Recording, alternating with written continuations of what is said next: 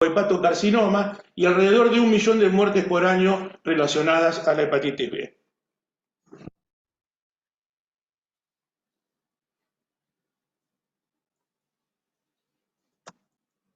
Bueno. A ver, chiquitos, ¿me das una ayuda? Dale. Ahí. Listo, gracias.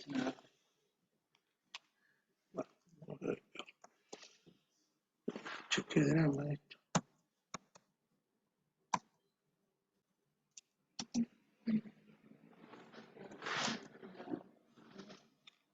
¿Se trabó? Se trabó de vuelta. A ver, sí. Toma.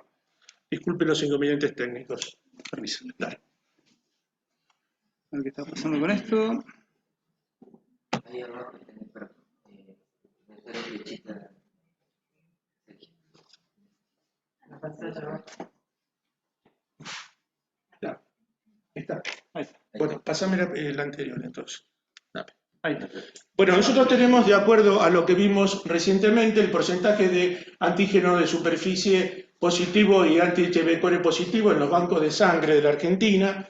En un estudio que va del año 2014 a 2018, se llegó que el anti-B core es del 1% y el antígeno de superficie es del 0,21%. Esto revela la baja incidencia de HB positivo.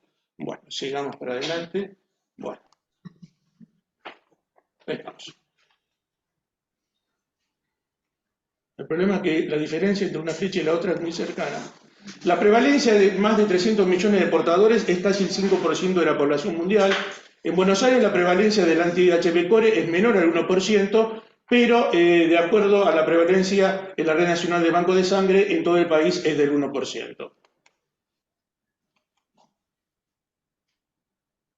También tenemos que tener en cuenta las emigraciones que ocurren en nuestro país, especialmente del sudeste asiático, que son foco de aumento de posible foco de diseminación de hepatitis B. Ahí tenemos un estudio hecho por Feynman hace unos años, donde en los ingresados había un porcentaje de casi 10% de antígeno de superficie positivo.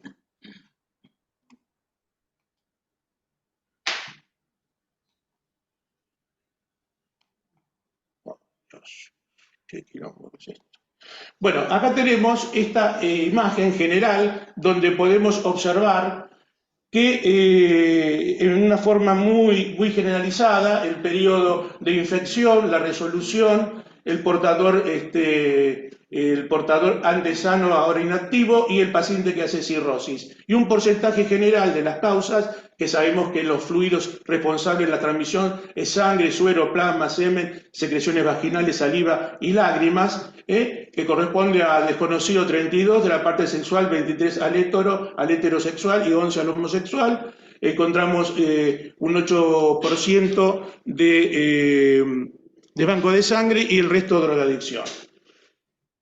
Bueno, estos son los porcentajes que se pueden, estadísticamente, que se puede dar con las infecciones.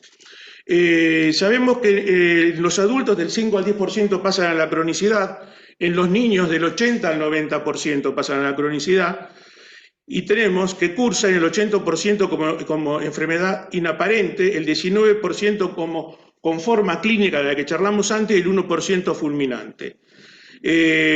Pasado el periodo agudo, el 90-95% se recuperan y queda un 5 o 10% con cronicidad, de los cuales el 30% van a ir a una hepatitis crónica sintomática y el 70% a una cirrosis y el carcinoma hepatocelular. Bueno, redondeando un poco con datos de nuestro país, el reporte de unidades Centinela del año 2007 al 2018, los factores de riesgo en hepatitis con hepatitis B aguda son 49% vía sexual, 36% por factores desconocidos y 6% por cirugías previas, siendo muy baja la drogadicción endovenosa. Con respecto al reporte de unidades centinelas en factores de riesgo en hepatitis virales crónicas, 40% es desconocido, 31% es vía sexual y 13% por cirugías. Sabemos que la infección por el virus B es un problema de salud pública mundial. Se sugiere que más de 2.000 millones de personas están infectados con el virus de la hepatitis B y que 248 millones están infectadas de forma crónica. y aproximadamente el 15 al 25% de las personas con infección crónica por virus B mueren de cirrosis o hepatocarcinoma. Existen regiones de alta endemicidad en Asia Central, Sudeste Asiático y África Subsahariana, donde la tasa de portadores es mayor al 8%. Estos datos son sacados de la guía de hepatitis viral de la Sociedad Argentina de Patología del año 21.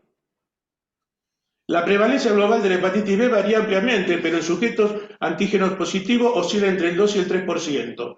Los portadores de antígenos en superficie deben recibir asesoramiento sobre la prevención y transmisión, y los contactos sexuales o cohabitantes con cero marcadores negativos deberían recibir vacuna contra la hepatitis B para protegerse. El genotipo C del virus B, que es uno de los varios genotipos que tienen, muestra una menor tendencia a la seroconversión negativa que los de tipo A y B, pero aún no se puede extraer conclusiones definitivas sobre la relación entre genotipos de hepatitis B y respuesta terapéutica. Si bien esta diapositiva es del año 2007, en este momento seguramente tenemos más papeles que un poco nos va redondeando esta idea, pero es un elemento de mucha utilidad. Un nuevo marcador que promete, como dijimos, es del genotipo, y con eso uno puede en algún momento evaluar, de acuerdo al tipo de genotipo, el riesgo de evolución a cirrosis y carcinoma hepatocelular, genotipo B versus el C, respuesta al tratamiento con interferón, qué tipo de seroconversión vamos a tener, la durabilidad de la seroconversión y la respuesta viral sostenida, que es un dato muy importante.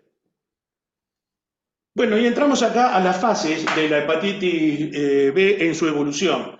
Tenemos una primera fase, que es la fase de inmunotolerancia.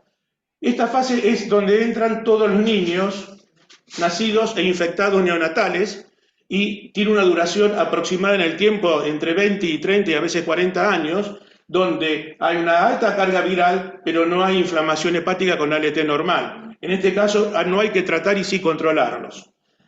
En la fase de inmunoclearance, acá entraría el adulto infectado.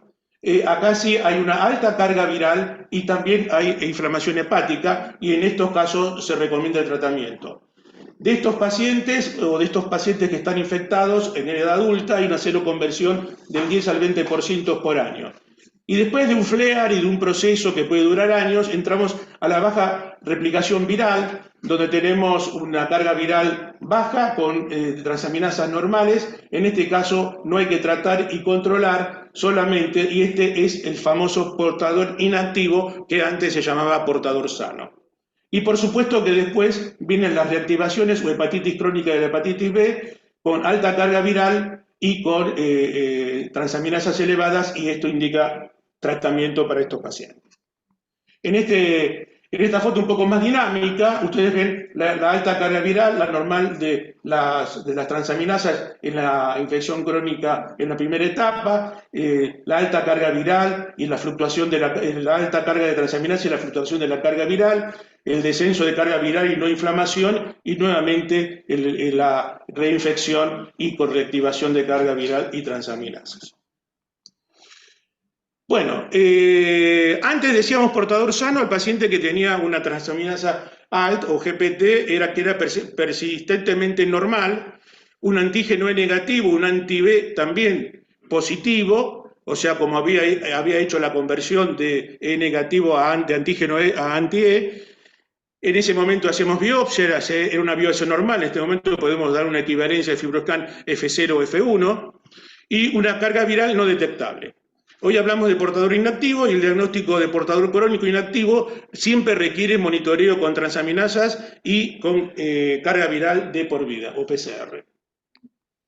Bueno, veamos esto, que es un esquema animado de cómo entra el virus, cómo infecta el virus de la hepatitis B al hígado. El virus de la hepatitis B se une a los receptores de membrana y penetra en la célula. Posteriormente hay un denudamiento viral, se va desarmando. Hay una reparación de ese denudamiento y se genera el triple cDNA, que es la unidad covalente de DNA, que es la que persiste intranúcleo, que favorece las reactivaciones que no tienen respuesta a los antivirales. Esto hace que el paciente siempre tenga el virus llevándolo, y ante situaciones especiales, aunque sea un portador inactivo, puede reactivar en situaciones de inmunosupresión o bajón de defensa por patologías sistémicas. De ahí sale, si hay una traducción en proteínas, a través de la 5, de la mRNA sale del núcleo, se envuelve en proteínas, hay un ensamblaje del core y un empaquetamiento del RNA, y hay una síntesis de RNA por transcriptasa reversa, se sintetiza el DNA por la polimerasa, hay un ensamblaje de la nucleotápsida y de la envoltura, y sale como virión completo que brota de la membrana celular del hepatocito y permanece con el aumento de la carga viral, que es la expresión de la replicación del virus. En estos dos pasos actúan las drogas antivirales, los famosos antivirales orales que tenemos en este momento, frenando y cortando este proceso, con lo cual no termina de armar su envoltura y no se da el virión completo, con lo cual la carga viral baja. Bueno, esto más o menos para explicarles lo que les dije. Este cccDNA permanece en el núcleo y cada célula contiene hasta 50 partículas. Este depósito nuclear de ADN viral juega un papel vital en la infección crónica por hepatitis B y sirve como una fuente de producción continua, virión en la cara de la respuesta inmune a terapias para definir su respuesta. Bueno, esto rápidamente para que ustedes vean cómo es la producción o la evolución de la hepatitis B crónica en 30 a 50 años, la infección aguda, hay resolución en el 85-90%, hay portadores crónicos, pasan a la hepatitis crónica, algunos se estabilizan, otros progresan, llegan a la cirrosis y dentro de este cuadro cirrótico pueden tener una cirrosis compensada o una cirrosis descompensada, que junto con la formación del hepatocarcinoma son las dos causas de muerte en la evolución crónica y historia natural de la hepatitis B. Bueno, un poco esto dice lo mismo, los porcentajes ya lo hemos visto, pero es el camino natural o historia natural de la enfermedad. Como verá, el riesgo de la cronicidad tiene una relación directa con la edad en el momento de infección. O sea, los niños, los neonatos, que generalmente tienen una carga viral que se transmite en forma vertical en el momento del parto y están infectados en el momento del nacimiento, son los que tienen una edad en el momento de la infección menor y son los que más carga de infección crónica tienen. Le siguen los lactantes y le siguen después los niños cuando se infectan en estos periodos, y los adultos, como verán, siempre es mucho menos. Bueno, es considerada la hepatitis B una enfermedad preneoplásica, donde la infección aguda, que puede ser aparente o inaparente, puede dar una infección crónica de hepatitis B también aparente o inaparente, pasar el paciente a ser portador inactivo, pero igual mantiene un riesgo de carcinoma hepatocelular, por eso hay que controlarlo y tamizarlo una vez por año, cada 6 meses. Y los que tienen hepatitis crónica, los que no tienen fibrosis tienen un riesgo un poco menor, los con fibrosis es mayor y por supuesto los que tienen cirrosis es mucho más el riesgo de carcinoma hepatocelular. El hepatocarcinoma constituye un problema mayor de salud pública en el mundo, siendo el virus B su etiología más frecuente y la incidencia anual de hepatocarcinoma en portadores de hepatitis B es del 0,2% al 0,6%, cifra que aumenta al 2% una vez que está establecida la cirrosis.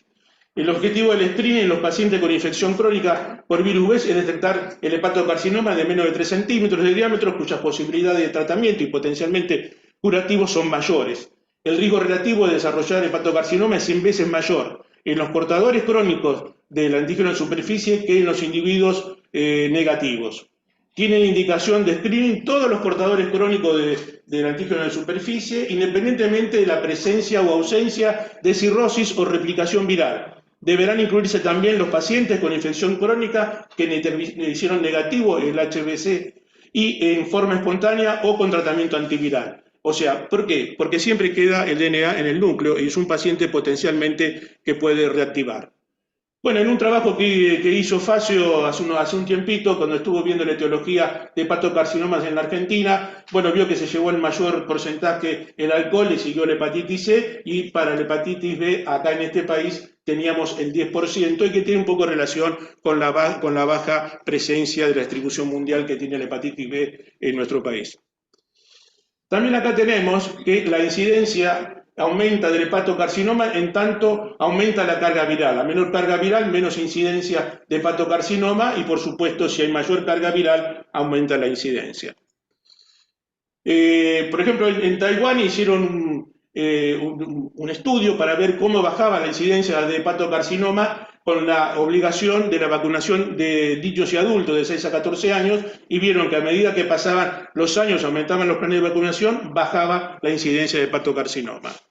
Bueno, ahora vamos a ver, esta es la parte un poco más importante que quiero transmitirle a ustedes, que como futuros médicos generales que van a ser en algún momento, tienen que ser los primeros que capten a estos pacientes, pero para captarlos tienen que tener claramente y saber cómo se hace un tamizaje, ¿no? El tamizaje del paciente que se hace en el chequeo anual o por cualquier otra circunstancia de salud que puede ingresar al consultorio, tiene que tener en el pedido el antígeno de superficie y el anti-HBs.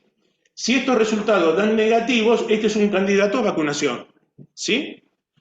Si el antígeno de superficie es negativo y el anti-HBs es positivo, hay que evaluar, pedirle un anti-HB core en situaciones especiales que en la próxima diapositiva vamos a ver. Si el antígeno de superficie es positivo y el anti-HBs es negativo, acá tenemos que derivar a especialistas para averiguar qué tipo de problema tiene para iniciar el tratamiento adecuado.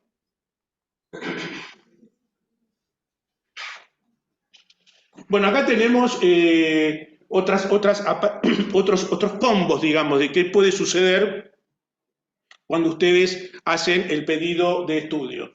Pueden tener un antígeno de superficie positivo, un anticore total positivo, pueden tener un M positivo y negativo la parte de, espera que estoy viendo, de la carga viral. Esto puede ser una hepatitis B aguda, en reactivación o aguda en reinfección de pacientes crónicos. Cuando acá es negativo, positivo en el core total, positivo en el IgM, y la carga viral puede ser positiva o negativa, esto puede ser una infección aguda en resolución. Cuando es negativo el antígeno, positivo el core, negativo el M y positiva la carga viral, puede hablar de una hepatitis B resuelta. Cuando es positivo el antígeno de superficie, positivo el core, el G y el M negativo y la carga viral negativa, hablamos de una hepatitis B crónica. Cuando son todos negativos menos la carga viral, la respuesta a esto puede ser respuesta a la... No, yo creo que me estoy equivocando en algo acá. Esto es anti-HBs. Puede ser respuesta a la vacuna o transferencia pasiva por administración de gamma globulina. O sea, el paciente tiene anticuerpos pasivos que le levantan el marcador.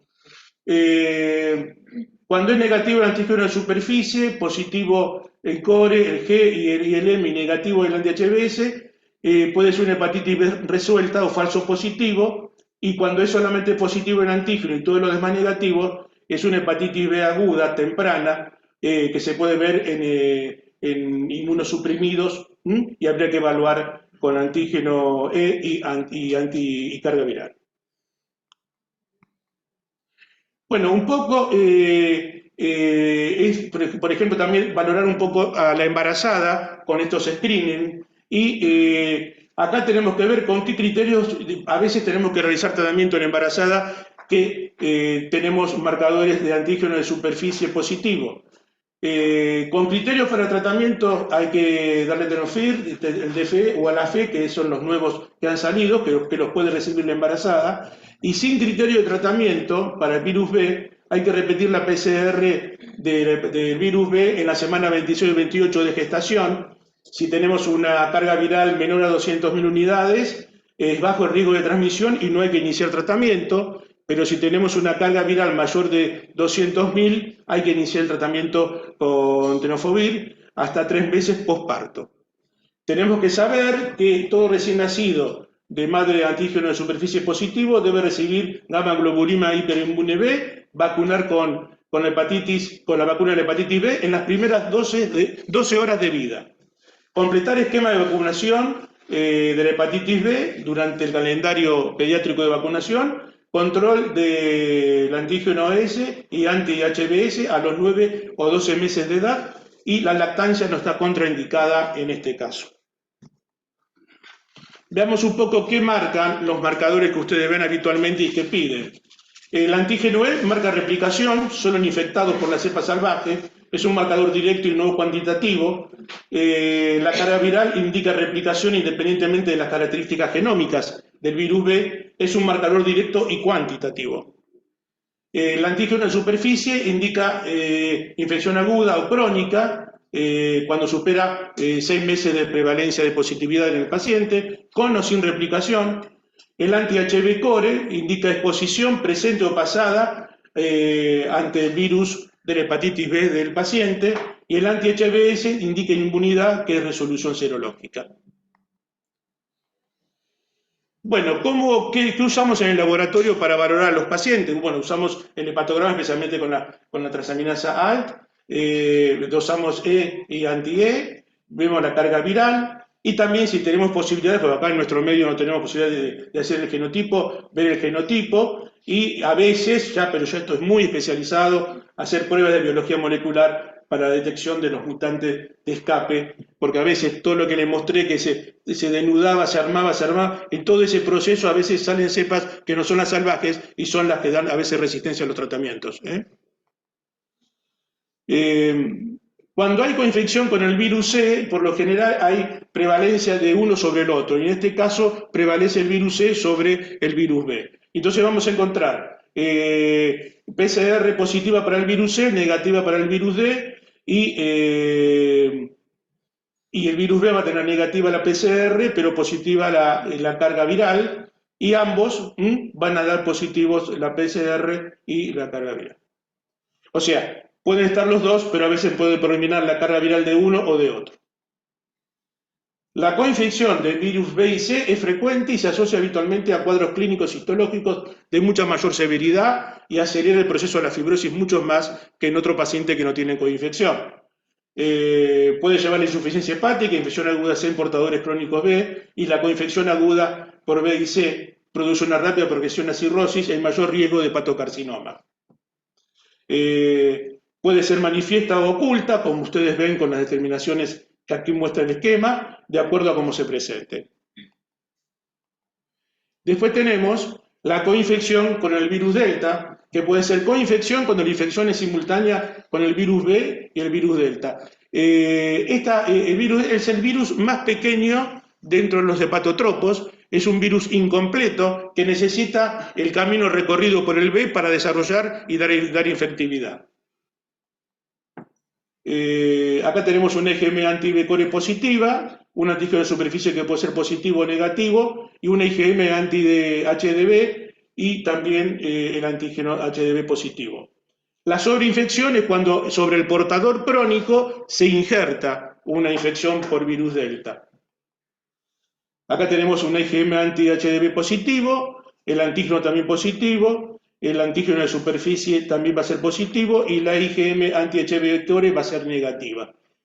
Y la carga viral puede ser positiva o negativa. Todo esto que le acabo de decir no es fácil. No es fácil que se entienda en la primera transmisión de este concepto. Tampoco es fácil para el que está en la especialidad de todos los días tomar medidas rápidas con los pacientes que aparecen con este tipo de alternancia. O sea que esto va a llevar, digamos, en el conocimiento de ustedes, un trabajo de facilitarse ustedes mismos la comprensión de estos conceptos. Bueno, un comentario para la hepatitis B subclínica. Que tenemos que cursan con antígeno de superficie negativo, con la carga viral positivo, y el anti-HB core puede ser positivo o negativo. ¿En qué paciente debe buscarse la infección oculta B? En pacientes inmunocomprometidos, HIV, trasplantados, hemodializados, en coinfección con virus C y en los pacientes con hepatocarcinoma. ¿Por qué preferimos para el diagnóstico de hepatitis B aguda el IgM anti-HB core y no el antígeno de superficie? Tenemos que la infección aguda con el antígeno de superficie puede ser negativa porque hay una hepatitis severa, fulminante, con una determinación tardía del antígeno de superficie porque hay un periodo ventana donde no se dosa después de algunas semanas de ser positivo. La IgM para el anti-HB es positiva, con alta replicación. Las hepatitis agudas con antígeno positivo, portadores crónicos, es lo que uno ve con estos cuadros. Pero les quiero explicar rápidamente cómo pasa esto. Viene la injuria del virus B que entra al cielo, produce una hepatitis aguda, pero la reacción inmune es exageradísima. ataca con todo a la célula hepática, se produce una necrosis hepática masiva, no hay hepatocitos viables, por lo cual no hay antígeno de superficie.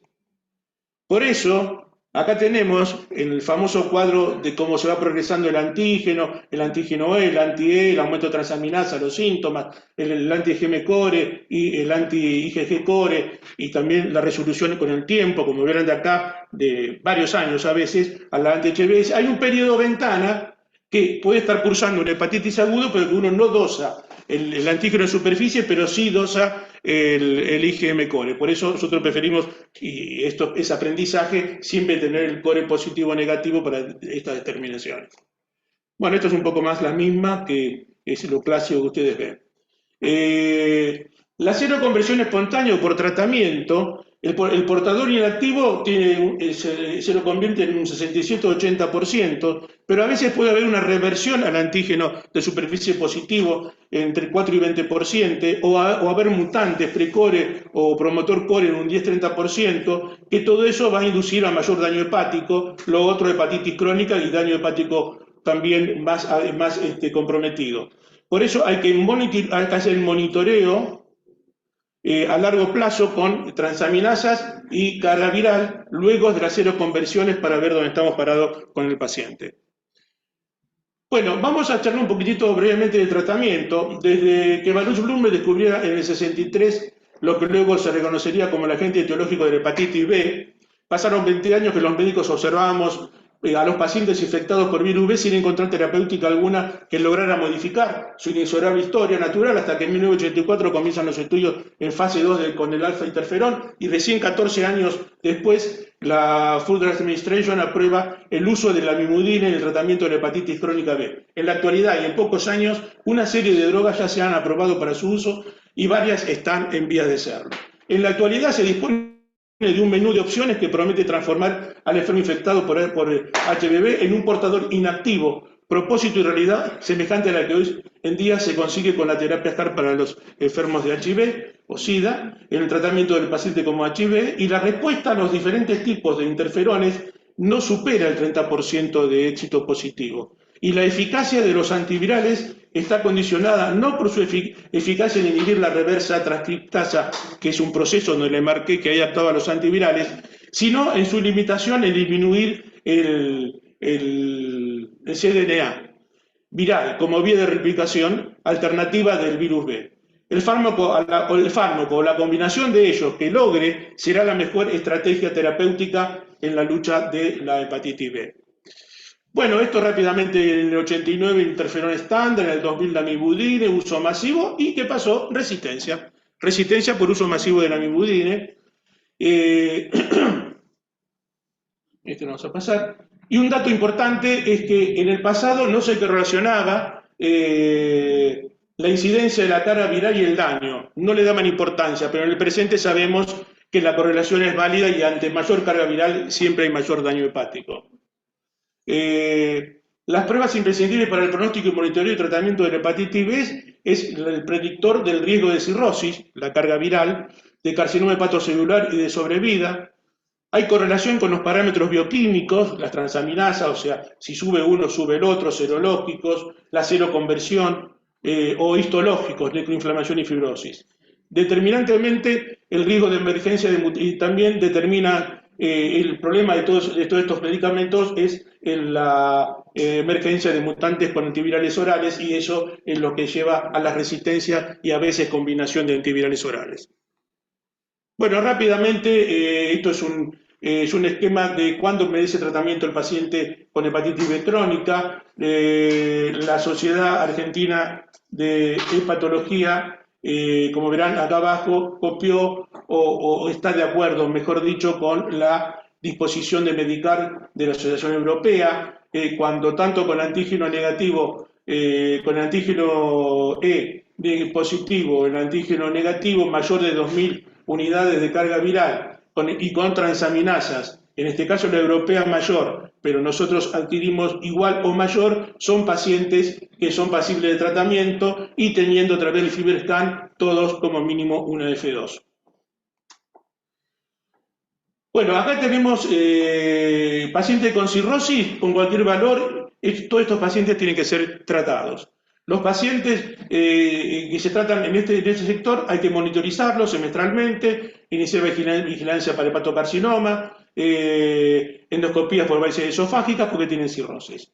Los que no tienen cirrosis, los que tienen carga mayor a 2000 y transaminasas elevadas o fibrosis F2 o F3, tratar con antivirales. Los que tienen transaminasas normales y fibrosis F01, hay que hacer monitoreo cada 4 o 6 meses y en este caso hacer un fibroscan cada 2 años y en el anterior cada año. Los que tienen menos o igual a 2000, con AL elevada o fibrosis F2, F3, hay que tratar otras causas etiológicas, el monitoreo cada 4 o 6 meses y la fibrosis cada 1 o 2 años. Los que tienen AL normal y fibrosis F0, F1 se monitorean cada 6 meses y se evalúan anualmente el marcador de HS, el antígeno en superficie. Y evaluar fibrosis hepática cada 2 o 3 años. Como ustedes ven, el control y el manejo de un paciente infectado con virus B es mucho más complejo que un paciente infectado con virus C. Son dos situaciones prevalentes y a las dos hay que tratarlas, pero este paciente se lleva la de perder porque nunca erradica el virus, como es en el caso de la hepatitis C, y que se cura, porque erradica el virus, esto no se erradica nunca. Esto rápidamente para ver lo que es la barrera genética. Si es una alta barrera genética, no va a haber resistencia, como marca el entecavir, como marca el tenofovir, pero ven, la imibudine tiene baja barrera genética y da resistencia. La de Fovir es alta, pero no es una potencia baja como antiviral. Y el tebibudine ya tampoco se usa y también es baja. Les mostré esto para que tengan el concepto de barrera genética.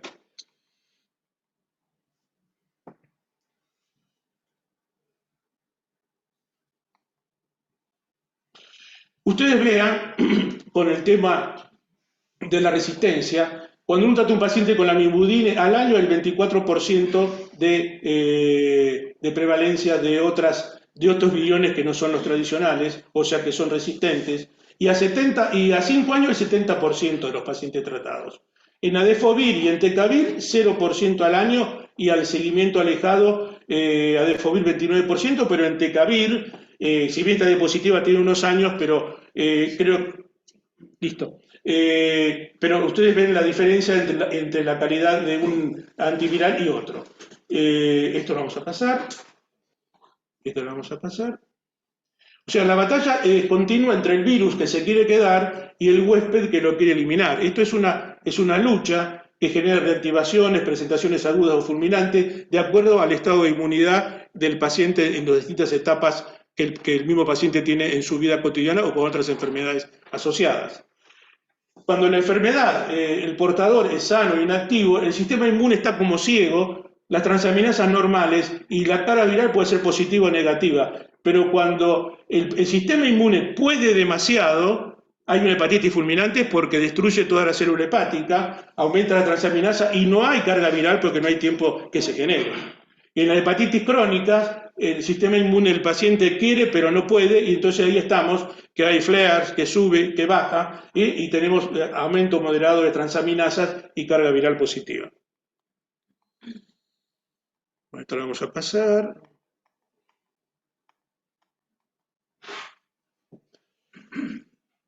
El tratamiento del siglo XXI quiere erradicar, sabemos que no erradica ni cura la infección y tiene eficacia limitada a largo plazo. Mantener niveles de carga viral por debajo de los valores que se asocian a injurias progresivas es lo fundamental que uno quiere lograr, y la disponibilidad de antivirales orales con gran potencia inhibitoria sobre la replicación del virus B y con excelente tolerancia. Esto puede provocar emergencia de cepas mutantes, que son los que dan la dificultad de los retratamientos o asociar los antivirales orales. Las poblaciones especiales son las que tienen, por ejemplo, pacientes que son portadores del virus B y son tratados por hematología, por un linfoma, por una leucemia. Hay que hacer la profilaxis para evitar la reactivación. Generalmente usamos entecavir. Hay un esquema que yo creo que ya no se está usando más, que es el preventivo de la imibudine 2 semanas antes del tratamiento y si no es mayor de 6 meses. Creo que en la práctica todos usamos entecavir, o por lo menos yo, hay que continuar 2 semanas antes de la quimioterapia y continuar 3 a 6 meses después de terminada. Y si en este caso, a referencia a lo que le dije, si es mayor de 6 meses, se aconseja el tratamiento con entecavir o tenofovir. Siempre fue un problema difícil de entender y de resolver para los médicos clínicos y también en este momento a veces para nosotros que estamos en especialidad. 2 palabras de vacuna. Descubrimiento del virus fue en el 63, el antígeno en Australia porque fue por la sangre de los aborígenes de ese continente. La primera vacuna se generó en 1980 usando plasma de enfermos con antígenos positivos. Se considera como primera vacuna preventiva de cáncer, según la OMS, y en el 84 se implementó la vacuna con técnicas ADN recombinante. En nuestro país se inició la vacunación antihepatitis en todos los recién nacidos por resolución 940/0 del Ministerio de Salud a partir del 1/11 del 2000 y desde 2012 es obligatorio para todas las personas de cualquier edad. En la vacuna quíntuple del calendario de vacunación en niños está incluida y el cronograma es la primera dosis a los 2 meses, la segunda dosis a los 4 y la tercera a los 6 meses. Las recomendaciones son que la vacunación para la hepatitis B debe ser aplicada de forma universal, la vacuna para hepatitis B debe ser aplicada en el recién nacido dentro de las primeras 2 horas de vida, la respuesta a la vacunación debe ser evaluada en personal de salud, inmunosuprimidos y personas con alto riesgo de infección. Se considera protectores niveles de anti-HBs por arriba de 10 mil unidades por mililitro y una vez obtenidos no se requiere controles posteriores, excepto en pacientes con hemodiálisis, considerarlo esto también en pacientes inmunosuprimidos. Como vemos, esto es un nivel de perfil de vacunación de hepatitis A. Bueno, esto es un poquito viejo, del año 2009, y como ustedes ven, a nivel país estamos por arriba del 80%, a nivel provincia llegamos al 100%.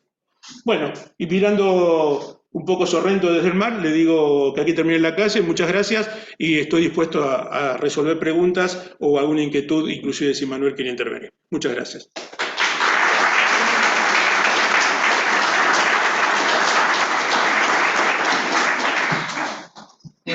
Muchas gracias, José. Gracias. Quédate acá. Bueno, como habrás visto, el auditorio es bastante heterogéneo. Hay hepatólogos, gastroenterólogos, clínicos, generalistas, estudiantes y no sé si me estoy olvidando de alguna especialidad más. Así que le tocó un tema difícil a José porque es un tema muy amplio que para resumir en este breve tiempo que hemos tenido. Así que ahora me gustaría invitarlo, Manuel, y pues, si querés hacer alguna reflexión, algún comentario al respecto. No, excelente, me pareció genial. Felicitaciones. Lo que yo creo que iba al comentario justo al final de la diapositiva, preguntarte por ahí hasta dónde crees que tiene que saber un médico clínico, incluso un gastroenterólogo. Es una patología muy chiquita, que es muy del nicho del hepatólogo, Sí. por lo menos para mi gusto, pues eso está difícil de manejar y de seguir. Yo pienso que... Entonces creo que hay que ver hasta dónde el médico, incluso el gastroenterólogo, qué tiene que pedir. Yo pienso que, ¿sabes, Manuel? Me parece que las especialidades tienen que acostumbrarse a pedir el anti-HBs y el antígeno de superficie. No lo piden. Sí. O sea, vos ves que vienen pacientes tratados por otros colegas y eso no se pide. Entonces, cuando uno lo pide, encuentra. O sea, concientizar que dentro del chequeo esos marcadores básicos, en el caso de la hepatitis B y también de la hepatitis C, tienen que ser pedidos. Después ustedes verán. Lo más fácil es que lo manden a vacunar, porque acuérdense que si los dos son negativos, el paciente eso hasta ese nivel es correcto. Los demás niveles, si ustedes tienen dudas, tienen que derivar al especialista para poder resolverlo e inclusive participar de esa discusión con el colega para también ustedes asimilar los datos para atender futuros pacientes. No sé, Manuel, si vos Sí, pensás yo algo. creo que se están dando en la hepatitis B y en la C cosas diferentes. La C está tan sencillo el tratamiento y ya ahora muchos clínicos se animan a tratarlo y es lo que aconseja el mundo, decir, bueno, el tratamiento es sencillo, 12 semanas, un pan genotípico para todo el mundo, que ahora lo vamos después a charlar. Entonces se están animando muchos no especialistas en hígado a tratar pacientes. Creo que en el B es al revés. Ahora se está titulando el antígeno de superficie, está habiendo mucho más resistencia a antivirales, aparecen antivirales nuevos. Entonces cada vez menos se animan a tratar y creo que está bien. Nosotros ahora en el cruce pedimos serología de los últimos 10 años de todas las salitas de alrededor del cruce, que nuclea un montón. Qué bien. Ahora lo vamos a presentar en el Congreso este año. Nos dieron 210.000 muestras de antígeno de superficie, No, qué bueno. con 750 positivos, 0,3%, casi Sí. como el donante de sangre. Exacto. Pero de esos pacientes, yo creo que todos esos debieran seguirse con el hepatólogo. Y sí, Creo que no- para citarlos cada 6 meses o de acuerdo a los factores de riesgo, porque aparte el paciente tiene un linfoma, y entonces Sí, lo sí, tenés sí. Yo creo que hay que, en las especialidades no de patología, hay que enfatizar mucho en eso, enfatizar también en pedir antígeno de superficie de pacientes que van a recibir inmunosupresión, en que van a recibir tratamiento biológico, en una enfermedad de Crohn, en un CU, porque ahí es donde hay riesgo de reactivación y nosotros necesitamos saber antes para empezar una profilaxis que el paciente reactive. Exacto. Y eso acá en la zona está muy adquirido en los hematólogos. Los hematólogos, cuando tienen que empezar, y ya saben que tienen, Sí, sí, sí. te lo mandan antes de iniciar el tratamiento. Por ejemplo, la parte de hematología está claro. Lo demás a veces se escapa, pero bueno. Sí, o las inmunoterapias nuevas, Exacto. los oncólogos, creo que ahí es donde hay que apuntar a formar a la gente, saber qué Está pedir. bien. Perfecto. Bueno, ¿alguno, María Ángela, vos tenías una pregunta, Yo ¿verdad? quería preguntar un poco, hablemos, ¿cuál sería el perfil en un paciente que viene a hacerse un chequeo general? ¿Qué antígeno pedir? ¿Qué anticuerpo? Pedimos siempre el B y el C. Me parece que eso es algo como para que todos nos llevemos a la casa y decir, bueno, lo buscamos en todos los pacientes, lo buscamos en los pacientes que tienen riesgo. ¿Qué hacemos? En un chequeo general lo pedimos. Sí, yo creo que antígeno, anti-S y ELISA para C hay que pedirle a todos los pacientes, por lo menos una vez en la consulta. No sé si repetirlo todos los años si tiene algún factor de riesgo. Pero antígeno, anti-S y un core, que a veces cuesta más que algunas otras ciudades lo cubran, pero por lo menos antígeno, anti-S y también para la vacunación. Creo que ahí también está el nicho que lo tiene que manejar el médico clínico. Eso es fundamental. Si no Eso tenemos es- anti-S en un paciente adulto, hay que apuntar a la vacunación y que para virus A también. Yo estoy cansado de ver embarazadas que le piden el antígeno y le piden el C, pero no le piden el anti-S. Sí. Es una pavada, en ningún momento se puede Así hacer. que, sí, creo que eso, ahí es donde hay que apuntar a la Perdón, repetí entonces o repitan para que quede claro qué se pide y qué pasa, qué encontrás cuando un paciente está vacunado. Por favor, reforzá eso. No, IgG para virus A primero para ver si hay vacunación o se tuvo el contagio en la infancia y ya está cubierto. Si no, se vacuna en persona adulta. Para virus B, antígeno y anti-S. Si están los dos negativos, hay que mandar a vacunar al paciente. Si tiene anti-S, el paciente está vacunado y no hay que hacer más nada. Y el ELISA para C, que bueno, si está positivo hay que pedir la carga viral. Y sigue todo el camino para ver si el tratamiento, como ahora va a decir Marcelo, los tratamientos acortados para hepatitis C es una revolución en la erradicación del virus C. Bueno, muchas gracias, chicos. ¿Otra pregunta más? ¿Otra pregunta? No sé, ¿alguno tiene alguna otra pregunta? Si no, continuamos ahora con Marcelo Peche, que nos va a hablar de hepatitis C. Muchas gracias, José. Gracias, Gabriel. Gracias. Ahí está.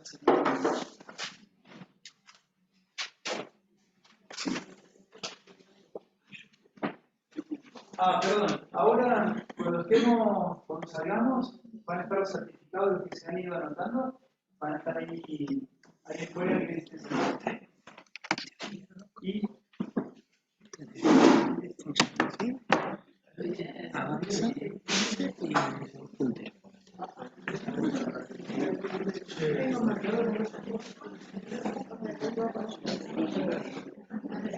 Bueno,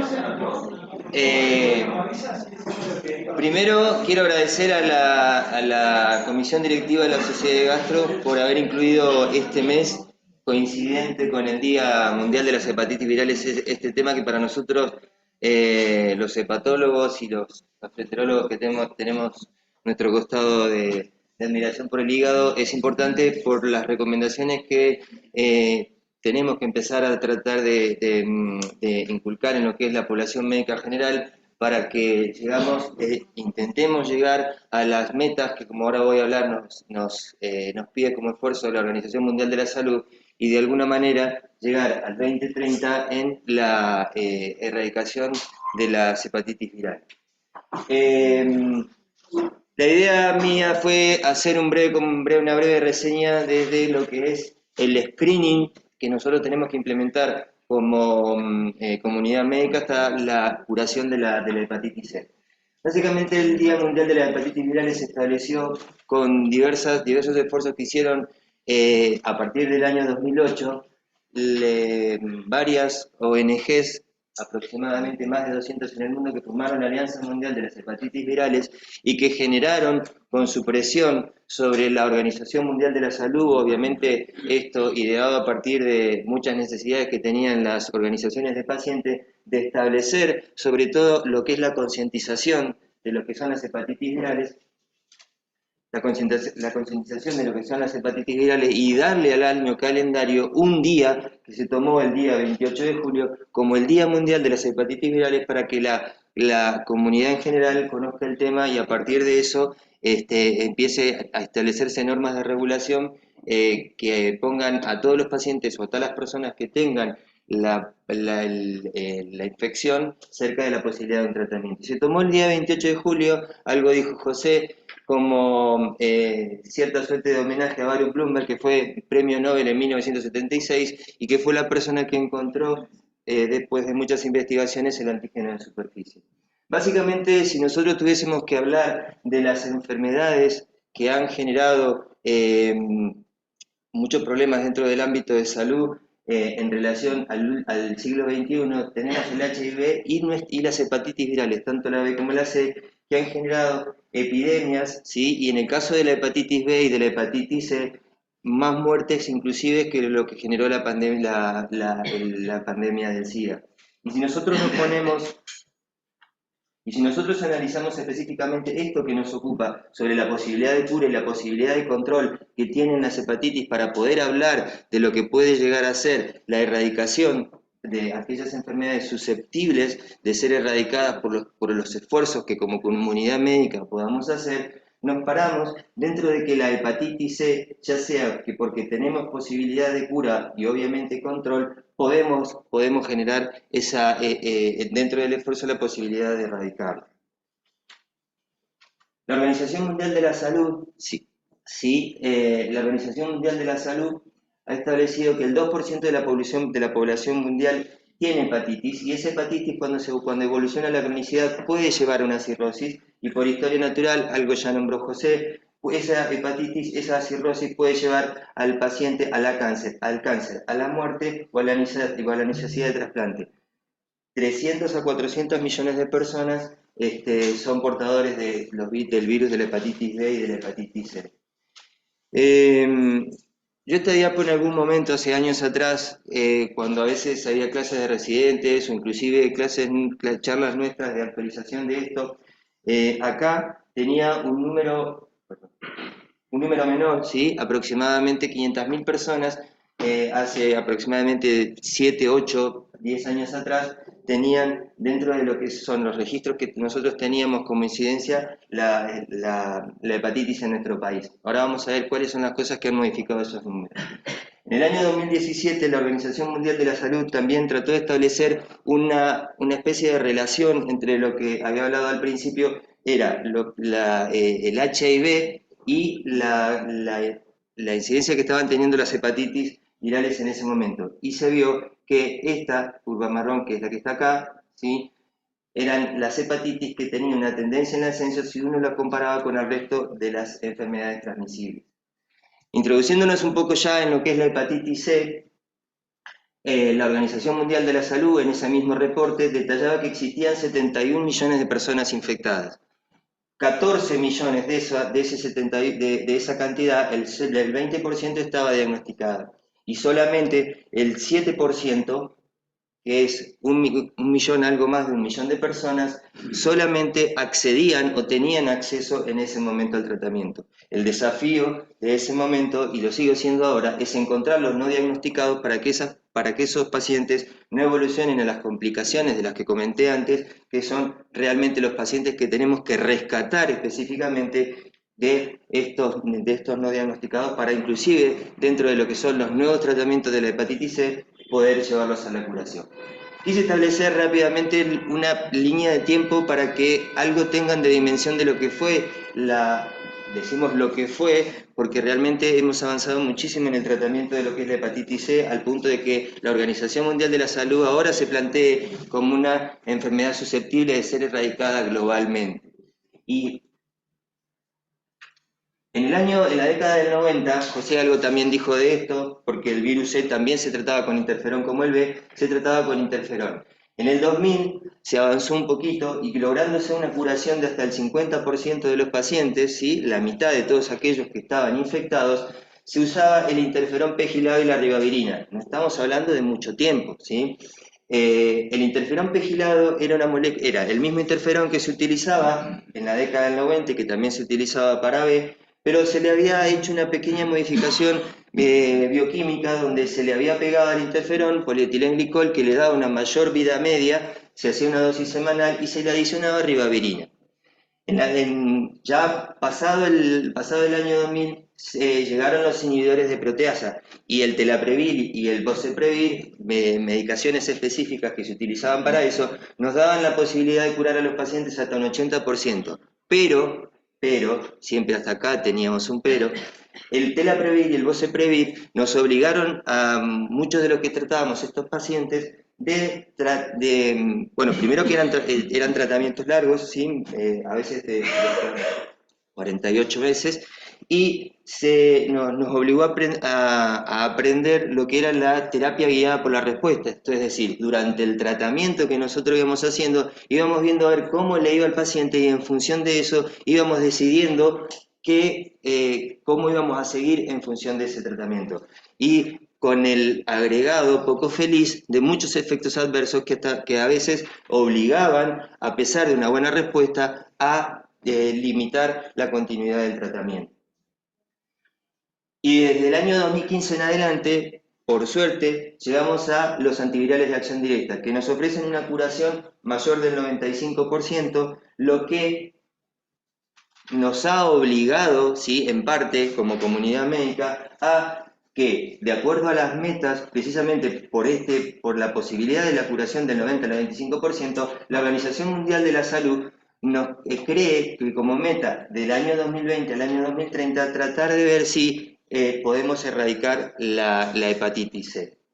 Y esto se ve después del inicio del uso de los antivirales y hacia el año 2020, fíjense que se redujo las nuevas infecciones y muertes al 10% de lo que teníamos cuando iniciamos el uso de los antivirales de acción directa. La reducción de las nuevas infecciones fue hasta un 30%, con lo cual al año 2020 nosotros tenemos clara evidencia de que es una proyección posible que al 2030 podamos descender la reducción de las nuevas infecciones, llevarla a una reducción del 90% y la reducción de la mortalidad al 65%. Ahora, todo esto es posible si yo logro encontrar el 90% de los millones que tengo todavía que buscar. O sea que si yo me planteo eso, primero tendré que hacer eso para después poder aspirar, ¿sí?, a que en el año 2030 existe esta reducción en las nuevas infecciones y también en la mortalidad. Básicamente un par de palabras nada más de lo que son los antivirales de acción directa, pero que a los hepatólogos y sobre todo a los pacientes les ha cambiado la vida, porque para nosotros hasta la llegada de este tipo de drogas era rompernos la cabeza de cómo seguir el paciente con muchas cosas en relación a cuándo controlarlo, si teníamos que pedirle serologías para ver cómo iban durante el tratamiento y obviamente lo que les había mencionado antes, esto que tenía que ver con las reacciones adversas que hacían las drogas, ¿sí? Entonces estos medicamentos son, como decía José recién, tratamientos cortos de 8 a 12 semanas, se puede usar la vía oral de 1 a 3 comprimidos dependiendo el antiviral que se elija, con buen perfil de seguridad, casi sin efectos adversos y con una eficacia de más del 95% de efectos, ¿sí? Entonces esto nos plantea a nosotros como comunidad médica, ¿sí?, establecer estrategias para poder llegar a intentar esa erradicación de acuerdo a todas estas a las metas que nos plantea la Organización Mundial de la Salud y la posibilidad de acceder de acuerdo al uso de los antivirales a lo que decíamos de la reducción de las tasas de nuevas infecciones y de mortalidad. Y entonces, ¿qué estrategias nosotros debemos plantearnos? Básicamente aquellas que tenemos que llevar, ¿sí?, a todos los individuos, primero plantearnos nosotros como comunidad médica, ¿sí?, como decíamos, y después a que todos los individuos, ¿sí?, deberían testearse por lo menos una vez en la vida, ¿sí? Esto es lo central. ¿Para qué? Para que generalistas, internistas y otros especialistas que soliciten estas pruebas, ¿sí?, vean que muchas de las enfermedades comunes que se atienden en la práctica diaria, como por ejemplo pacientes diabéticos, coronariopatía, pacientes con problemas cardiovasculares, sepan que esos pacientes pueden tener asociada a su patología un virus C. Entonces, tenerlos testeados cuando yo tengo un paciente con esas características es importante. ¿Cuáles son las generalidades en sí del virus C? Bueno, es una enfermedad silente, mayormente asintomática.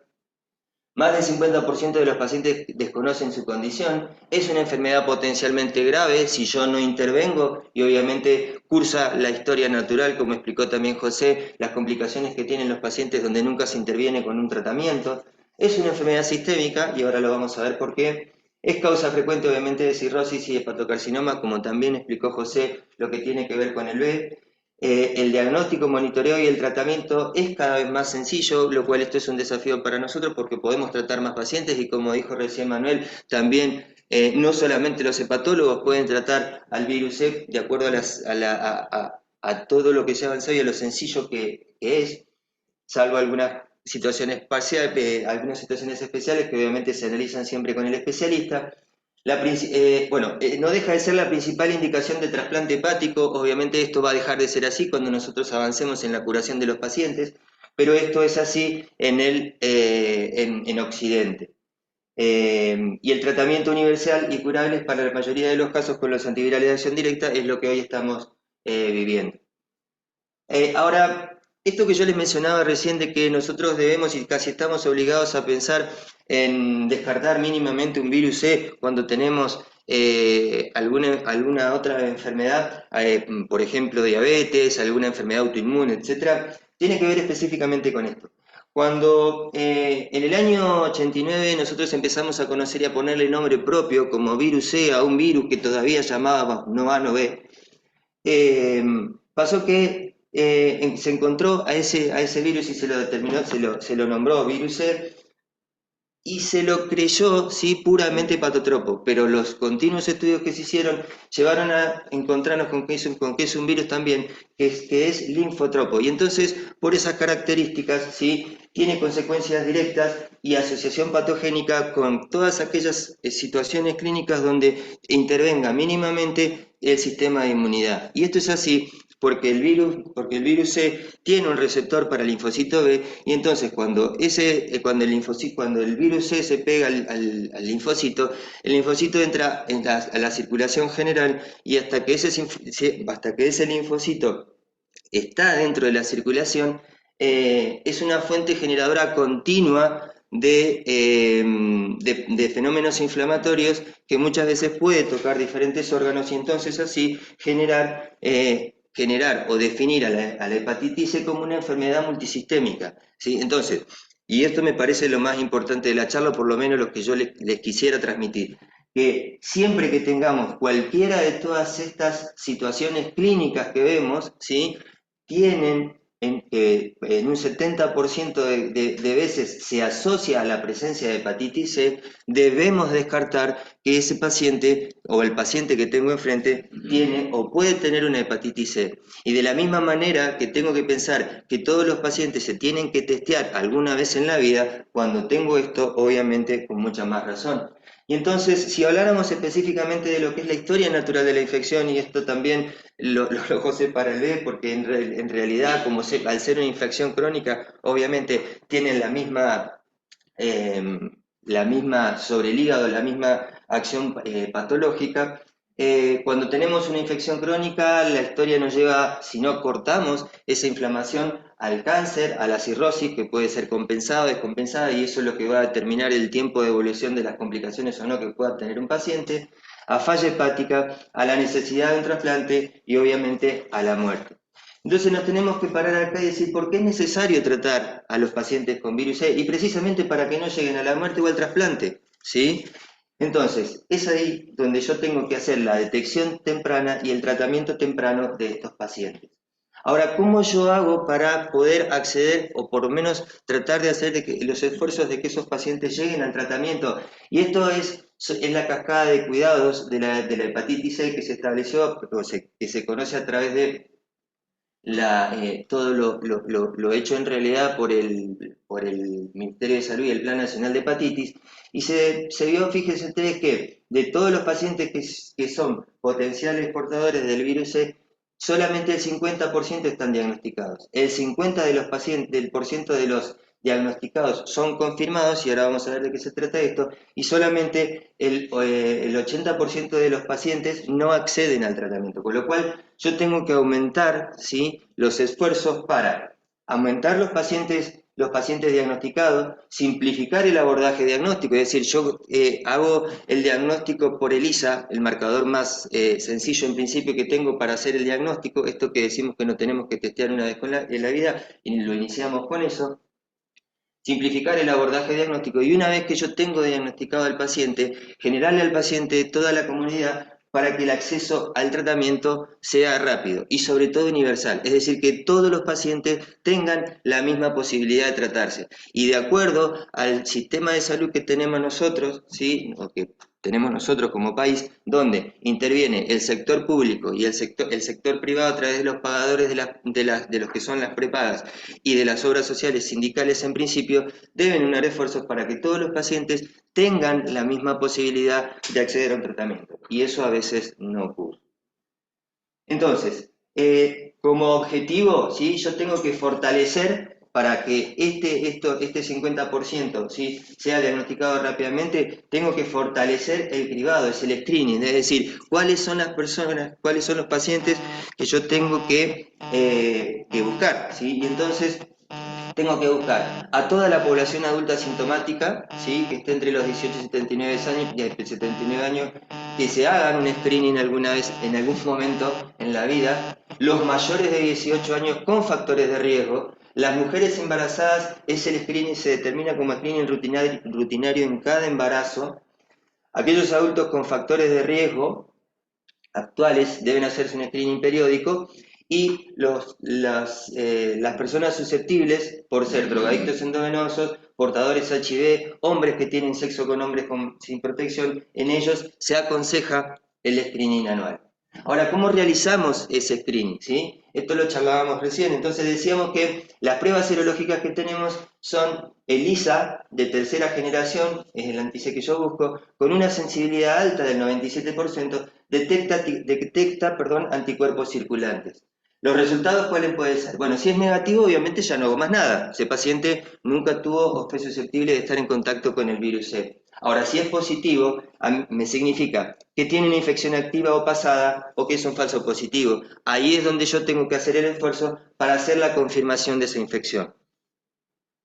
¿Cómo lo confirmo? A través de una PCR del virus de la hepatitis C, ¿sí? Un ARN que me determina que si es negativo, obviamente no tengo infección en curso, y que si es positivo, debo iniciar el tratamiento. ¿Cómo debo iniciar el tratamiento? ¿Sí? O por lo menos, ¿qué le debo ofrecer al paciente para que rápidamente acceda a ese tratamiento? Básicamente, en principio, la determinación de si tiene o no una fibrosis. ¿Qué significa que el paciente tenga una fibrosis? Que, de acuerdo a la historia que él tenga con su infección, haya sido capaz en ese tiempo de poder hacer de que el hígado fuese avanzando a una posible cirrosis, ¿sí? Entendiéndose como fibrosis, una determinada característica, una determinada alteración en la estructura del hígado que hace de que de una infección por el proceso infeccioso continuo pueda producir o pueda progresar a una cirrosis. Entonces, ¿qué cosas tengo que tener como para evaluar pretratamiento antes de iniciar ese tratamiento? Además de, obviamente, tratar de conocer la carga viral que tiene ese paciente, el genotipo. Ahora, con los nuevos regímenes que tenemos de tratamiento, a veces eso puede quedar en un signo de interrogación. Evaluar si ese paciente tiene otras infecciones activas para conocer si hay concomitancias en las que yo tenga que poner algún reparo, como para tener alguna consideración en función del tratamiento que haga. Determinar condiciones importantes para el tratamiento son que tenga interacciones medicamentosas. Hoy en día tener un celular a mano nos ofrece muchas veces tener la posibilidad de, con una calculadora médica, poder acceder a muchas cosas que nos dan cierta comodidad. Bueno, para conocer yo qué antiviral le tengo que dar a un paciente y conocer si ese viral va a tener interacción medicamentosa con X medicación que pueda estar recibiendo el paciente, existe una calculadora médica que se llama Liverpool, de la Universidad de Liverpool, que poniendo los datos de lo que yo le quiero dar al paciente y conociendo lo que el paciente recibe, me va a poder decir si yo le puedo dar a ese paciente el antiviral que estoy eligiendo para darle. Eso a veces es terreno, si bien es terreno del especialista, en esta cuestión de querer o de intentar de que con los tratamientos simplificados que se le está que están intentando hacerse con estos pacientes, bueno, probablemente todo aquel que quiera tratar un paciente con virus C, esto mínimamente lo va a tener que conocer, ¿sí? Y por último, lo que decía, lo que es la evaluación de la fibrosis, esto que explicaba recién, es importante para decidir yo en cierta manera, qué conducta voy a tener que tomar con el paciente ese a futuro. Y tenemos varios métodos para ver cuándo un paciente yo le puedo valorar la fibrosis a un paciente. Tenemos los no invasivos biológicos, ¿sí? Son test bioquímicos, esto no lo voy a explicar, en realidad hay calculadoras, como les decía recién, que ustedes ponen FIB4, APRI y les dice cuál es la condición. Saber usarlo es, obviamente, fijarse valores que da para saber si a partir de eso me da una fibrosis avanzada o no, ¿sí?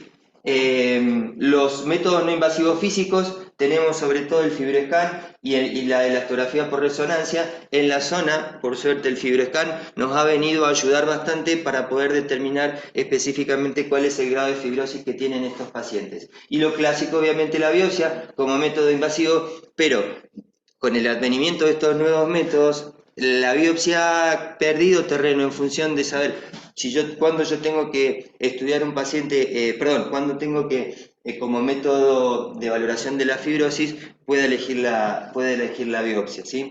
La biopsia la empezamos a ubicar en aquel lugar cuando tengamos, además de un paciente con virus C, por ejemplo, que nos ocupa en estos momentos, la posibilidad de pensar de que ese paciente tenga, si una vez que yo lo trato, no mejora con lo que le estoy dando como antiviral de acuerdo a lo que debería ser, si persiste, por ejemplo, con actividad inflamatoria, y esto lo medimos a través de las transaminasas, si ese paciente yo lo estoy tratando, va mejorando, pero sigue con transaminasas elevadas, obviamente, más allá de haber elegido, por ejemplo, el FibroScan para estudiar la fibrosis, se impone una biopsia para tratar de ver si hay una enfermedad concomitante al virus C que esté en el medio y que obviamente también tenga que conocer.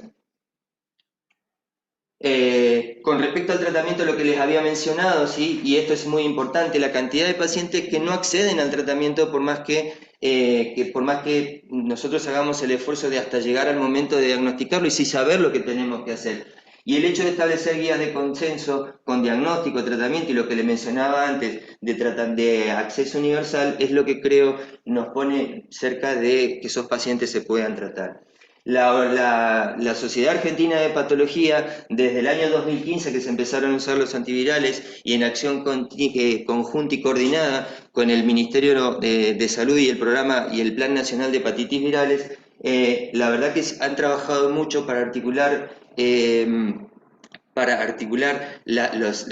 las acciones que han llevado a que nosotros podamos empezar a tratar, y esto ha mejorado desde el punto de vista de que en el 2015 solamente se trataban pacientes con fibrosis avanzada.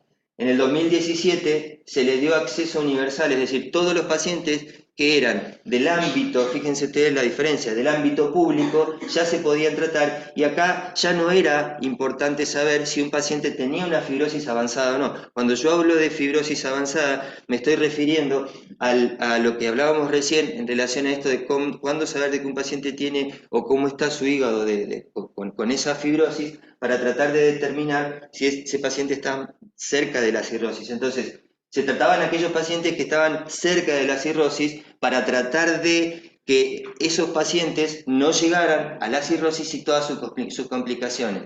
después se empezó a establecer de que el tratamiento fuese universal. Y a partir del año 2020 ya se rompió un poco la barrera de solamente tratar en el ámbito público los pacientes con acceso universal o solamente los de fibrosis avanzada, y se empezó a tratar a todos los pacientes.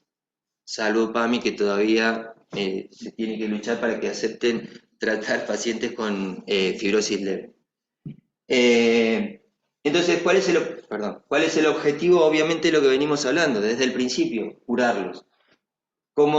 ¿Qué es lo que nosotros hacemos si lo curamos? Prevenimos la cirrosis, obviamente, prevenimos a aquellos pacientes que por historia natural vayan a la descompensación y riesgo de muerte por hepatocarcinoma o por complicaciones de la cirrosis descompensada, prevenir las manifestaciones extrahepáticas severas, y esto tiene que ver con el dibujo que les mostraba antes en relación a todas las enfermedades que pueden darse en los pacientes que tienen hepatitis C, virus C, por el efecto sistémico de la infección, y obviamente prevenir la muerte. Este es el dato que, si bien obviamente hasta ahora nos servía a nosotros porque era lo que nos involucrábamos en el tratamiento, toda aquella persona que vaya a tratar un virus C va a tener que conocer que la curación la va a ver cuando tenga obviamente el RNA no detectable, y eso se controla, se valora a las 12 semanas de finalizado el tratamiento con el antiviral que ustedes elijan. Estos son los antivirales de acción directa que hoy tenemos, ¿sí? El sofosbuvir velpatasvir, el glecaprevir piriventosvir, y el sofosbuvir velpatasvir voxilaprevir. Estos son los antivirales que hoy podemos usar. De los dos primeros, los tratamientos son de 12 semanas y de 8 semanas, el glecaprevir y piriventosvir, perdón. Y el tercero, ¿sí? Lo que nos guardamos en la manga, si se quiere, para decirlo de alguna manera, cuando los dos primeros no funcionan. O sea, desde el de rescate al tratamiento de los dos primeros es cuando falla, los fallados a la primera elección, a los primeros dos tratamientos. Dos palabras nada más, la verdad, me parece importante esto porque es lo que nos da a nosotros un poco la idea, ¿sí?, de cómo lo tenemos que manejar, no solamente para aquellas personas que trabajan, para aquellos médicos que trabajan en el ámbito público, sino también en el privado, porque esto creo yo que merece conocerse en relación a lo que es el Plan Nacional de Hepatitis Virales, ¿sí?, tanto para los dos. Se creó en el 2012, ¿sí?, básicamente, y con políticas de promoción, prevención y capacitación para el diagnóstico, seguimiento y el tratamiento de las hepatitis virales, ¿sí? Y esto le ha dado un poco impulso a que existan recursos, o por lo menos se deban destinar recursos para diagnóstico, y de esta manera acceder a estudios serológicos, carga viral, todo lo que nosotros necesitamos para hacer o para tener el seguimiento de estos pacientes, ¿sí? Obviamente, una vez que yo los tengo diagnosticados y eventualmente inicio tratamientos, hacer el seguimiento con estudios de control, sobre todo en los pacientes que tengan fibrosis avanzada o que ya los encuentre cirróticos, porque esos pacientes, yo, a pesar de que se puedan curar, o en beneficio de que se puedan curar, los tengo que seguir de por vida, porque el hecho de que sean pacientes, por ejemplo, cirróticos, que se hayan curado con el tratamiento que yo les puedo ofrecer con estos antivirales que le ofrecen una alta tasa de curación, son pacientes que los tengo que seguir siempre, porque la cirrosis, a pesar del beneficio de estar curado el paciente, es un terreno predisponente para que en algún momento pueda llegar a ser un hepatocarcinoma, por ejemplo. Y el tratamiento, obviamente, la accesibilidad a los nuevos antivirales. También este mismo programa ha generado guías para los equipos de salud, y acá se involucra todo el mundo, ¿sí? Toda aquella persona que, desde el vacunatorio, por ejemplo, hasta el médico que toma una conducta sobre un tratamiento específico, está involucrado en esto, y obviamente es interesante saberlo. Un par de palabras nada más para tratar de ver qué es lo que pasa con nosotros en nuestro país, ¿sí?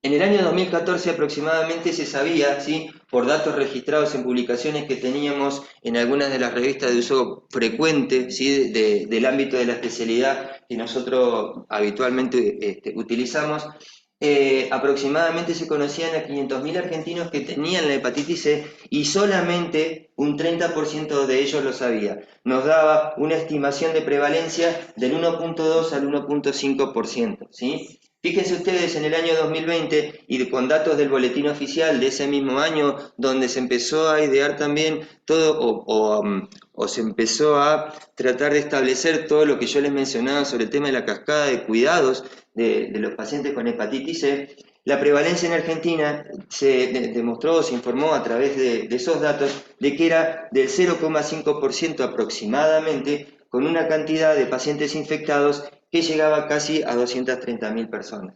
Entonces, ¿qué es lo que cambió probablemente de acá a acá? Probablemente la acción de los tratamientos que empezamos a usar en el año 2015 y que para el año 2020 nos demostraron la posibilidad de que eso haya cambiado.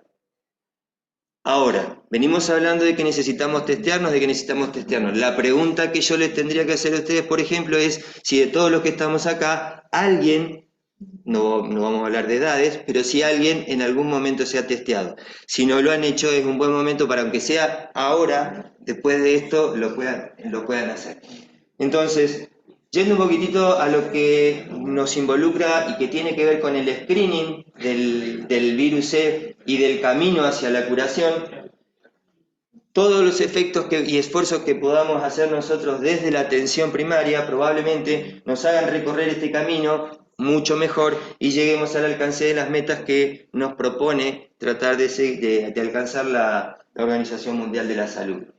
¿De qué manera podemos hacer eso? Identificando lo que decíamos, a los portadores asintomáticos en la comunidad, convencer a generalistas, internistas y a toda la comunidad médica de que soliciten esas pruebas serológicas, de que debemos explicarles a estos pacientes como comunidad, como especialidad si se quiere, de que el virus C es parte del diagnóstico diferencial de las cosas que ven todos los días en la práctica clínica, para encontrar precisamente a los no diagnosticados.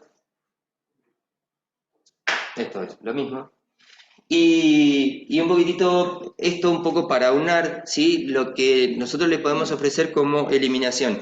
Esta diapositiva yo se la robé al doctor Ezequiel Mauro. Ezequiel estuvo hasta hace un tiempo en el Programa Nacional de Hepatitis Virales, justo hace 2 años, pero en aquel momento por Zoom estuvo con nosotros también para la misma actividad, para tratar de hacer la actividad del Día Mundial de las Hepatitis Virales para la sociedad. Y un poco él traía esto, ¿sí? O sea, esto es un esquema que trata de resumir lo que tiene que ver con todo lo que puede poner cada uno para tratar de que lleguemos a la eliminación, ¿sí? Y en ese aspecto, las organizaciones globales como la OMS, las sociedades científicas, el Estado, obviamente, las sociedades civiles, estos son todas las organizaciones de pacientes sobre todo, y la industria farmacéutica, puedan trabajar en forma coordinada y en forma mancomunada para darle acceso, equidad y calidad a todo lo que tiene que ver con lo que es el tratamiento específico de estos pacientes, ¿sí? Buscar nuevos casos, buscar a los no tratados, bueno, simplificar las barreras de acceso al tratamiento, buscar más, tratar por poblaciones clave, poblaciones cautivas, comunidades carcelarias, donde por ahí a veces puede llegar a haber una incidencia algo mayor. Bueno, todo esto hace a que, junto con la actividad coordinada que todos podamos implementar, podamos llegar a la eliminación. Para ir terminando, un par de mensajes, ¿sí? La infección por el virus C silenciosa, como dijimos, precede por años el desarrollo de la cirrosis y del hepatocarcinoma y de la necesidad del trasplante hepático. Esto es propio de la historia natural, esto es lo que hablamos ya un par de veces. Nosotros nos asumimos como una área de baja incidencia, pero desconocemos realmente los números que tenemos, ¿sí? Probablemente en el Congreso conozcamos algo más. Contamos en la actualidad con tratamientos antivirales altamente efectivos y seguros que modifican la historia natural de la hepatitis C, ¿sí? Fíjense que la modifican hasta el punto de, obviamente, poder ofrecerles ahora, o por lo menos decirles ahora a los pacientes que casi se van a curar. Existe un mínimo porcentaje, pero bueno, esto hasta hace 10 años atrás era impensado. Los principales desafíos siguen siendo aumentar el diagnóstico de personas asintomáticas, la simplificación en el acceso al diagnóstico y el tratamiento, Toda la comunidad médica y en particular los médicos generalistas deberían jugar un rol central en la identificación de estos pacientes en la comunidad, y créanme que esto me parece que, o me gustaría por lo menos que sea lo que más se lleven de lo que estamos hablando, ¿sí? Y bueno, y un poco pensar que los costos del trasplante, ¿sí? Todo esto, y lo que ya no queremos ver, ¿sí? Todas las complicaciones que tienen que ver o que produce, ¿sí? los pacientes que hacen la historia natural cuando no intervenimos, todo esto, todas las complicaciones de la cirrosis, ¿sí? Nos ayuden a que sigamos metiéndonos en la cabeza que nuestra mejor misión es testear, diagnosticar y tratar, para que todos juntos logremos, ¿sí? Como comunidad médica general y comunidad en general, a través de la educación, lograr la prevención que todos deseamos, ¿sí? Bueno, y por último, esto sería la idea de que el 2030 no nos agarre pensando solamente en que a lo mejor vamos a tener un mundial cerquita, si es que tenemos suerte, sino que además tratemos de seguir trabajando juntos para eliminar las hepatitis virales. Esto es una captura que yo hice ayer en la Sociedad Argentina de Patología. Existe este relojito que nos está marcando a nosotros continuamente, ¿sí? ¿Cuánto es lo que nos está faltando para llegar al 2030? Nos faltan 7 años, 157 días, 9 horas y 23 minutos. Esto es ayer a las 12, ¿sí? Para que tratemos de eliminar las hepatitis virales en el año 2030. Nada más.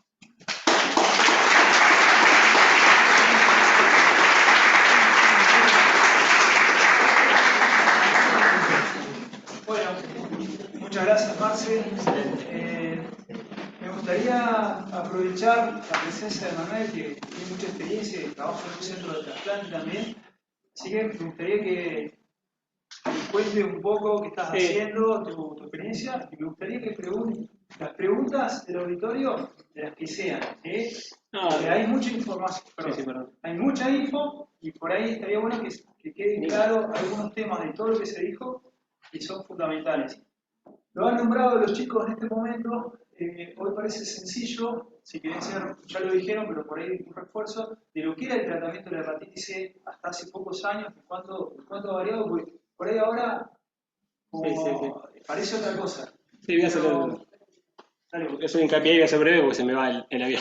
Pero la verdad es que sí, como decía Marcelo, de 2015, 2018 diría yo, hasta parte, simplificó mucho el tratamiento y dejó de ser un problema para nosotros. Hoy ya el tratamiento no es un problema, ahora lo tenemos que centrar en ir a buscar a los asintomáticos. Y hay una estrategia muy buena que es la de revinculación, que yo lo saqué la idea de un congreso que fui, la ALI hizo un trabajo muy grande, multicéntrico, en el que iban a buscar las historias clínicas y llamaban a los pacientes, y trataron un montón de pacientes. Así que yo fui ahí a Sistemas, al cruce, le dije, dame todos los ELISA positivos de 10 años para acá, de todas las salitas de alrededor, me dieron 108.000 muestras de ELISA y 1.500 positivos. Eran más o menos 500 de nuestros pacientes, de los tratados, y 1.000 de salitas. Empezamos a llamar, pusimos un fellow específico para llamar pacientes y revincular. Ya llevamos tratados 50 y pico de pacientes. Yo creo que todas estas estrategias son las que hay que ser, digamos, ingeniosos para ir a buscar esos pacientes. No hay otra. La microeliminación, lo que decías vos, ir a las cárceles. No se puede testear a toda la población. España tuvo ahora una idea buena de testear a todos los que se iban a testear por el COVID. Porque era, viste, la población empezó a acudir a las clínicas por el COVID. Entonces aprovechar la pandemia para decir, bueno, también le hacemos hepatitis C. Y España va a la cabeza de la microeliminación. Es el país que más avanzó y que seguramente llegue al 2030. Va a ser el único, creo yo.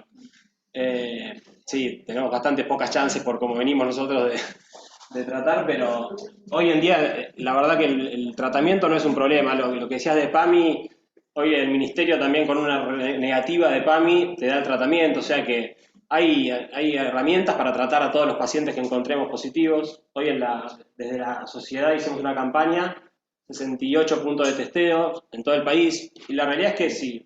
En la Pasteur hicimos 50 testeos, en el cruce hicimos 250.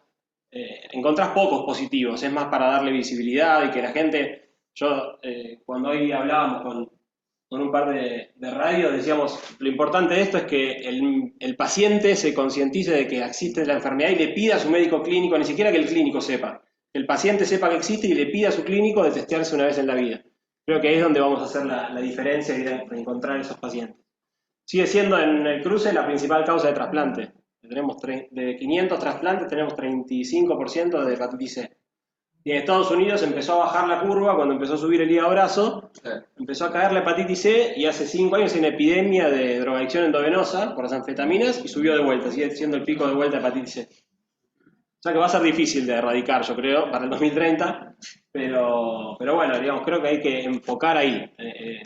Y sobre todo esto, en la formación en las facultades. Creo que en la facultad falta un montón de formación de patología, de hecho en ninguna universidad, sabrán decir mejor ustedes, pero creo que en ninguna existe la hepatología como materia, está dentro de gastro, sigue estando dentro de gastro, cuando hoy en día muchos de los hepatólogos somos clínicos y no somos gastroenterólogos. Así que yo creo que hay que apuntar ahí, digamos, en esta enfermedad, lo contrario de lo que dije en la hepatitis B, creo que acá hay que apuntar al médico internista, al generalista. Yo a veces tengo mis dudas de si el médico generalista clínico es el que debe tratar a estos pacientes, por esto que comentabas vos del paciente con cirrosis. Yo creo que hoy un estudio, el PREDESI, nos digo que un cirrótico compensado hay que ponerle carvedilol. Es una cosa bastante especialista, que al cirrótico hay que hacerle screening cada 6 meses, de hepatocarcinoma, hay que hacer endoscopías. Yo creo que eso no sé si estamos preparados como comunidad médica para que lo trate un clínico, un generalista, pero bueno, es o formar al resto de las especialidades, o en un mundo ideal yo creo que es que diagnostiquen mucho los generalistas y lo traten el especialista. Me parece que esa es la situación ideal, pero por otro lado creo que si no empiezan a tratar los clínicos, no vamos a llegar nunca a eliminarlo. Así que esa es la ambigüedad que yo tengo y creo que es la que tiene todo el mundo hoy también, de si necesitamos que el clínico y el generalista trate o que derive. Somos pocos hepatólogos. Ahí, la sociedad de hígado somos 400 hepatólogos. A veces también se puede terminar estableciendo como algo multidisciplinario, porque inclusive los NASH necesitan a los nutricionistas, o sea, Claro, por sí, ahí sí. yo creo que se puede trabajar medio. Sí, lo ideal es eso, creo, el conjunto y... Si lo diagnostica el clínico, trabajar, o sea, que lo siga con el hepatólogo, Sí. creo que... Pero hoy en día, pues, lo que antes parecía, lo que comentabas antes de interferón, bueno, yo no llegué al interferón, pero sí a tratamientos más complejos que había que hacer laboratorios. Hoy la recomendación es ELISA positivo, lo ideal es en el momento que salga una carga viral. Nosotros con la revinculación estamos haciendo eso. Citamos al paciente, le repetimos el ELISA. Si es positivo, el mismo laboratorio le larga carga viral. Si es positivo, a la segunda consulta el paciente se lleva el tratamiento en la mano y vuelve a las 12 semanas para decir los terminé. Y a las 12 semanas después controla una carga viral que es negativo y chau. Si el paciente no tenía fibrosis avanzada, o sea, tiene el alta. O sea que son 3, 4 consultas y el paciente estaba curado. Entonces eso cambió mucho y creo que eso sí lo podría hacer un médico clínico, generalista. Pero bueno. Tengo una consulta, pero así como estaba hablando que debería haber más screening, no solamente del hepatólogo, sino de la población médica en general. El pedir la serología, en general las obras sociales prepagas, ¿te lo autorizan siempre? Si vos no tenés transaminasas elevadas. De la provincia, por ejemplo, en Buenos Aires, IOMA no. Muchas veces tiene que pagar aparte el paciente, el primer ELISA positivo. Así que ese es un tema. Que, digamos, ¿no? Creo que como comunidad científica no logramos convencer a las prepagas o a las obras sociales de que hay que hacerlo una vez en la vida. Incluso en las embarazadas todavía, por lo menos lo que he entendido, no está en el screening habitual de las embarazadas. El antígeno de superficie sí, para hepatitis B, pero el ELISA para C todavía no, entonces sí creo que ese también es un problema. Hoy con los kits que hicimos, en 3 minutos tenés el diagnóstico, pero la realidad es que en el consultorio nadie tiene esos kits para hacer a todos los pacientes y si el paciente tiene que pagar, muchas veces le elige no hacer. Claro, se pierde el screening justamente. Sí, pues yo creo que obviamente el mundo va a ir a la microeliminación, a los sectores de riesgo y demás, pero bueno, por ahí no alcanza. Por ahí estoy delirando. A mí una vez me dijeron, que no sé si es cierto, que en Japón hay tanto cáncer de estómago que había localidades pequeñas que como para sacar el carnet de conducir tenían que hacerse una endoscopía gástrica. No sé si a nivel nacional es factible demostrar en una población y después ver si se puede. Que todo el mundo tenga el test, digamos. El test en algún momento de la vida con alguna cosa que sea obligatoria, no sé. Sí, con el registro, por ejemplo, del auto, lo que plantean Sacar algunos. la Sí, en primera España se, registro como en España se algo planteaba eso, sí, también el registro. Cuando haces el registro, que te hagan el test de hepatitis es C. obligatorio lograr eso. Sí. Dentro del grupo de trabajo, nosotros estamos reunidos con varios hepatólogos del sur. Esther Sirotinski y Laura Mármol, ellos habían implementado ese tipo de actividad y había tenido buenos resultados. Ellos lo habían hecho específicamente con B, para que a todos los pacientes que tengan completo el esquema de vacunación para B le den el carnet. El carnet, sí, está bueno. Eso al paciente no le salía nada, en este caso hay que ver el tema de los test. Sí, yo creo que hay que ser ingeniosos, y también es una cuestión de política, obviamente, porque no es tan barato el test como para hacérselo a toda la población, digamos, sino se plantearía, claro, tener más disponibilidad. Esa comunidad es pequeña, me hizo acordar, ahora hay, lo último y cierro, un estudio me formaron a mí, fueron a una localidad llamada Obrien, que se salieron varios trabajos de hepatitis C acá en Argentina.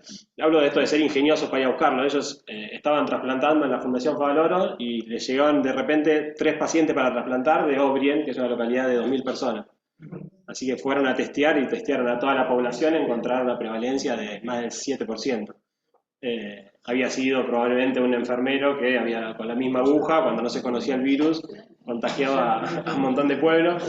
Así que se encontraron 40 casos, se trataron la gran mayoría, se terminaron trasplantando 2 o 3 más. Ahora hace poco fuimos de vuelta, testeamos a toda la población otra vez y estaban todos curados. Había uno solo que no había respondido al tratamiento, que le dimos este tratamiento para no respondedores. Pero creo que ahora estamos en esa situación, digamos, con el virus. Hay que ser ingeniosos para ir a buscar a los pacientes como sea. Bueno, en vista que tenés que estar dejando, muchísimas Acá, gracias a todos. acá lo último, también este protocolo de vinculación lo vamos seguramente a hacer con José en la clínica Pasteur y en el Castro y en los bancos de sangre de acá de la provincia. Ya tenemos los números de casi todos, así que también pasan eso. Bueno, bienvenido. Esperá que no van a sacar una. Bueno, muchísimas gracias a todos.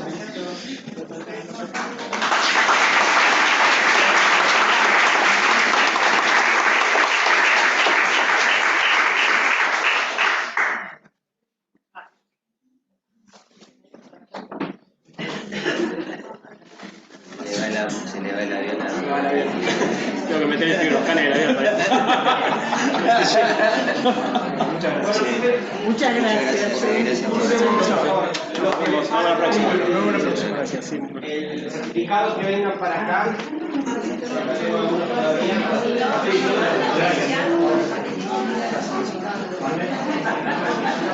Sí.